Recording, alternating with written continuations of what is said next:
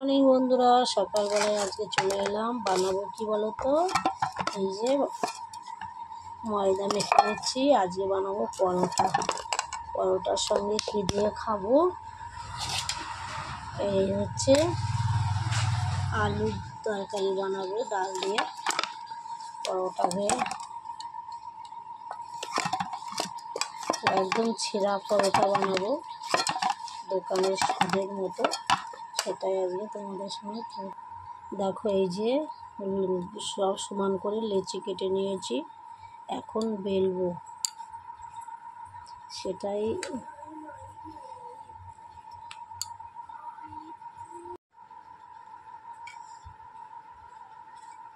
এই যে দেখো, আমি এই গোল্লাটা বানিয়ে নিয়েছি।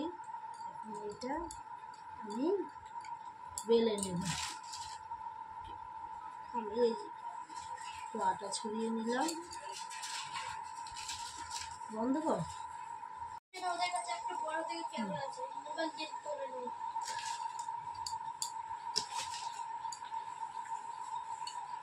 এইভাবে রুটিটা বেলে নিচ্ছি।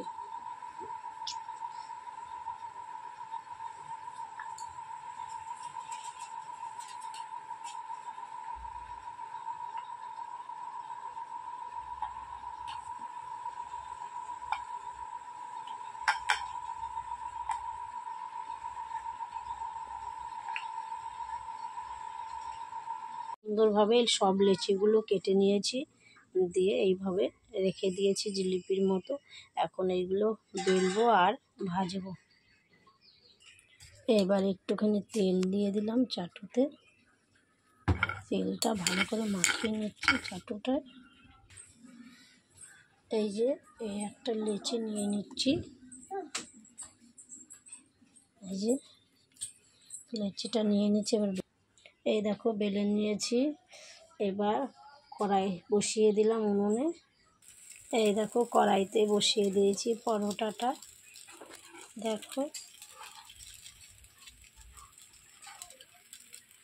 এবার উল্টে দেবো, তেল ছাড়াই ভাজবো। এরকম সুন্দর হয়েছে না? তেল ছাড়া ভাজছি। হ্যাঁ, কত সুন্দর ফুলে যাচ্ছে। দেখো দেখো পরোটা কত সুন্দর হয়ে গেছে। দেখো এপিট এপিট উল্টে এনেছি। এটাই হচ্ছে ছেঁড়া পরোটা, জানো তো? এবার গরম গরম এটার করে নামিয়ে এবার হাত দিয়ে, গরম তো, চটকিয়ে নিতে হবে। দেখো বন্ধুরা, কত সুন্দর ফুলকো ফুলকো পরোটা হয়েছে। তোমাদেরও অবশ্যই আমার মতন এরকম ফুলকো ফুলকো পরোটা বানিয়ে নিতে পারবে। হ্যাঁ, খেতেও সুস্বাদু হয়।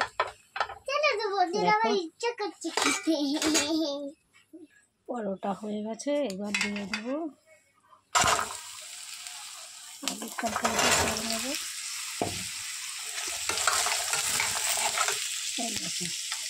সুন্দর পরোটা, সুন্দর সুন্দর পরোটা করে নিয়েছি। আলুটা ভাজা ভাজা হয়ে গেছে। দিয়ে দিচ্ছি হলুদ গুঁড়ো,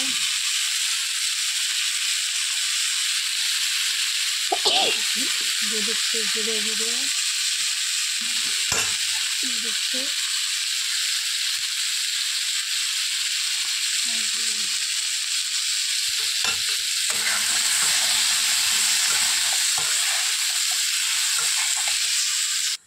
এবার জল দিয়ে নেড়ে নিচ্ছি।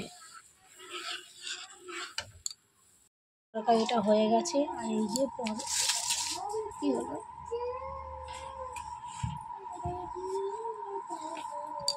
এবার চপাটি নিয়ে নিলাম।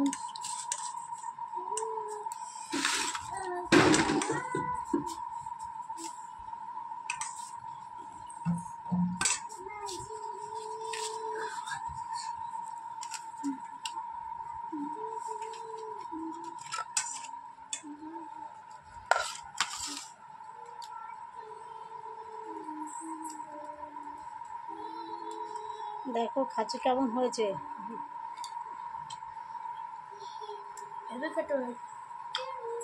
জোরে বল কেমন হয়েছে।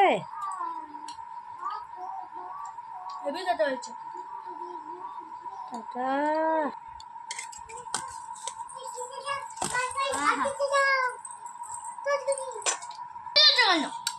দাও দাও।